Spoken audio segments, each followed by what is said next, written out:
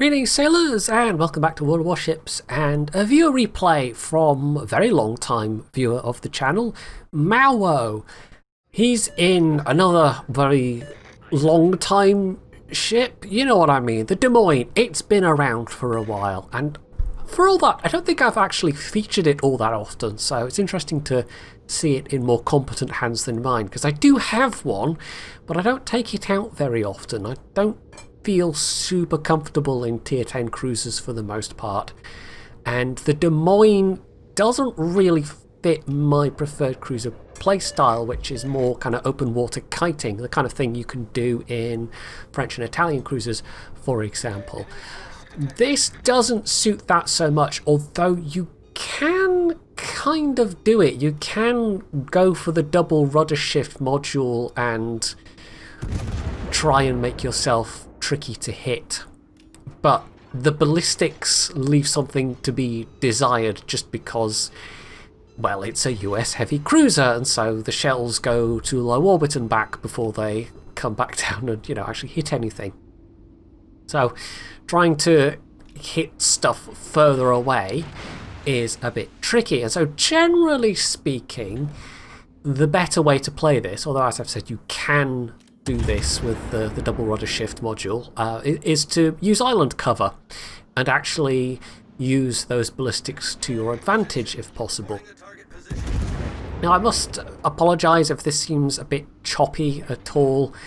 Again, I've had to record this at 30 FPS, there's still some weird frame rate issues going on, and I think just for the next while anyway, at least until the next patch, all my Warships replays will have to be recorded at 30 FPS because the game just does not run any kind of consistent frame rate at all at the moment, and I certainly know I'm not the only person having that difficulty.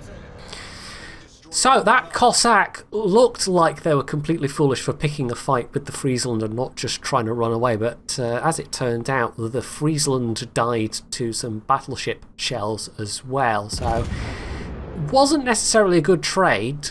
But having said that, the Cossack is a very sneaky ship, and so that going down for the count is probably an overall benefit.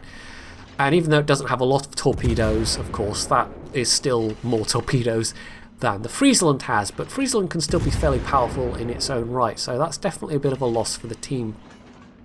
That Friesland smoke, though, has given Maowo the chance to just sit here and shoot at that Moskva while it's spotted anyway, and his weather ballistics come in useful because the Moskva is getting this iceberg or island or whatever it is in between him and Maowo, but it doesn't really matter for these shells as long as he stays spotted, and Maowo can therefore lock onto him.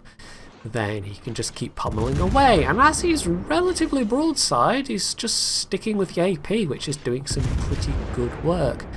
That smoke is fading though, so he will probably get spotted fairly soon. In fact, there we go, it's now vanished, so it just kind of remains to be seen if he can actually kill this Moskva before they can angle more fortuitously or otherwise just disengage.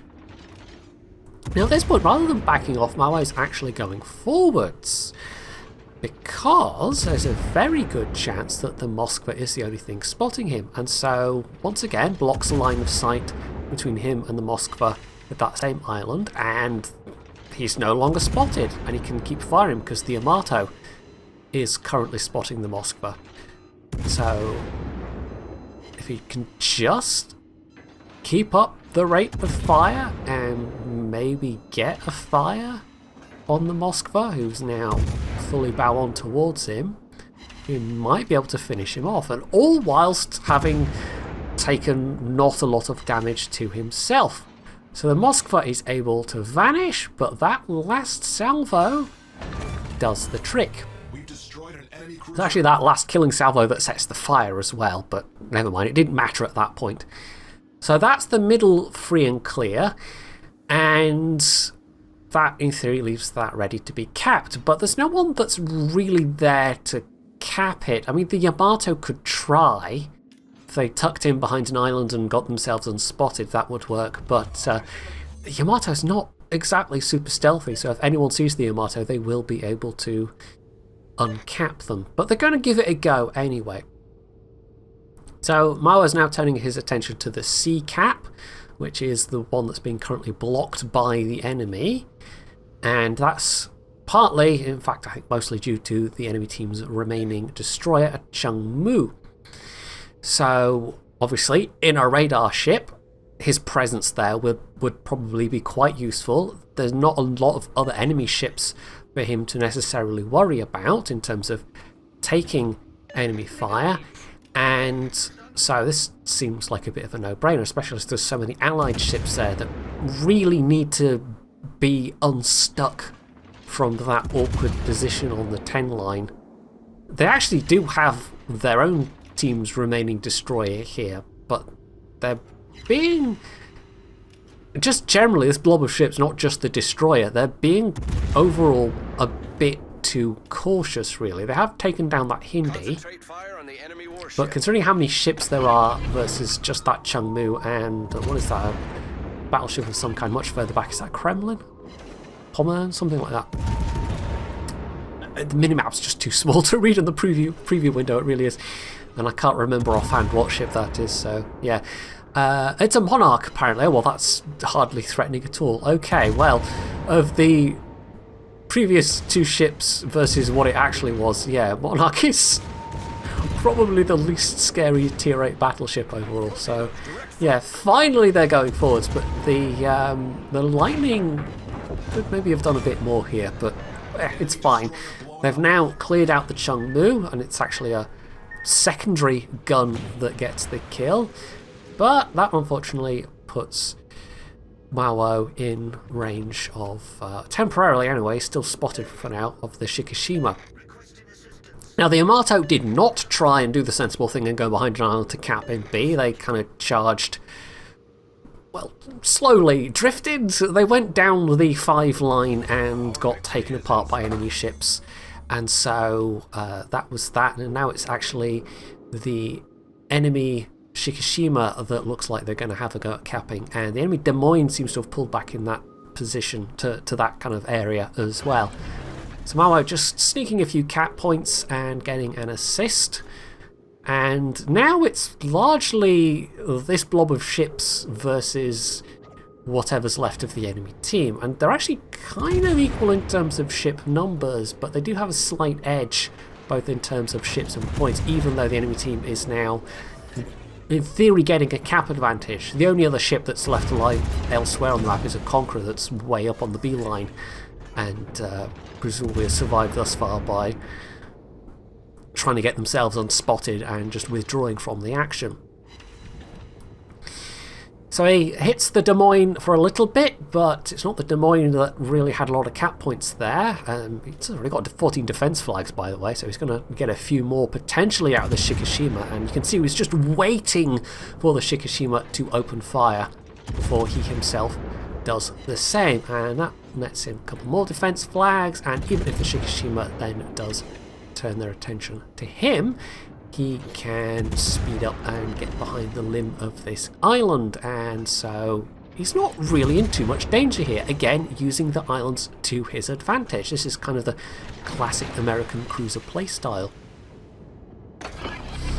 So radar on to determine the position of the other Des Moines, and that other Des Moines is not well positioned right now, because now that Mao has the island between him and the Shikishima ahead of him, he can make this a one-on-one engagement. So this is coming into this on somewhat advantageous terms, but it's even more advantageous when the enemy Des Moines is positioned like this. This is almost just a free kill for Mao at this point. That enemy Des Moines is just 100% screwed. They do get a bit of damage on him, but not a lot.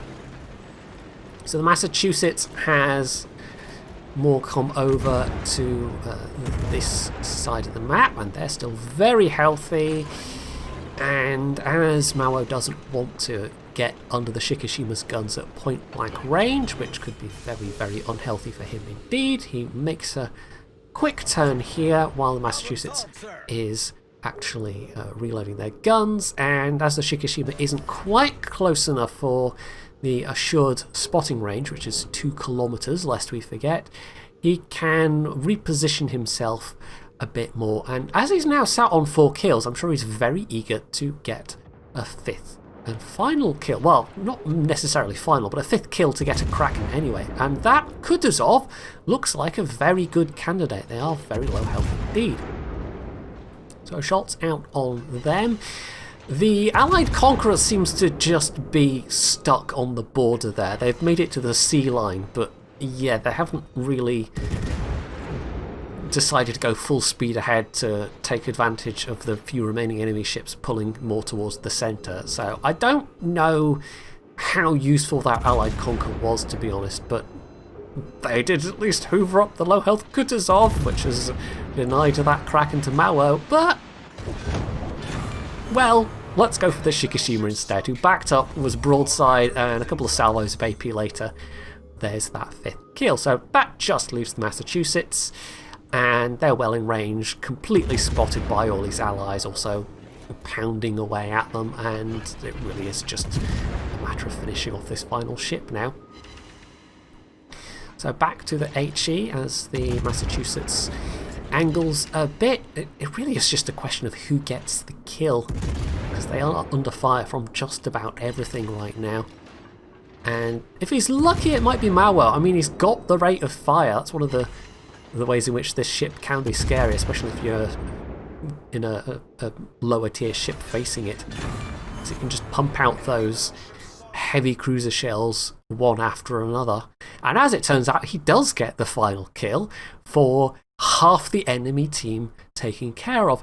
Not the highest amount of damage considering it was half the enemy team, 170k, but that's still pretty good. And with everything that he did manage to do, he was just over 2700 base XP, and the next best was just under 2000. So yeah, he really did do an awful lot in that game, and we can see the surviving lightning at the bottom of the team there, maybe having not done nearly as much as they could have, considering they were the surviving destroyer, and for the latter part of that game they didn't even have to worry about any radar.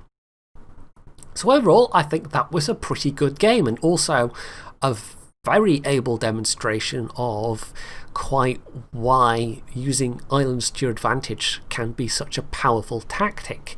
But it does mean that you have to know the good spots on different maps, so it's maybe not the most newbie friendly style of play, because there are lots of maps where there aren't necessarily great locations, or if there are good locations, they are heavily dependent on the type of game mode. Like Epicenter could be a very different game from standard game, for example, and of course the disposition of the enemy team, where there's a carrier in play, enemy radars, all stuff like that. So yeah, it's not the easiest thing in the world to do, and it's maybe another one of the reasons why I definitely prefer the open water kiting style of cruiser play, which is maybe higher risk but requires a little less brain power. Well, I'm totally slagging myself off there. Don't even need capturing guy anymore, I'm just straight up doing it to myself. Anyway, so that's it for this game. Hopefully you enjoyed the replay, and if you did, you can do all the usual things down underneath the video. And of course, as always, stay tuned for more.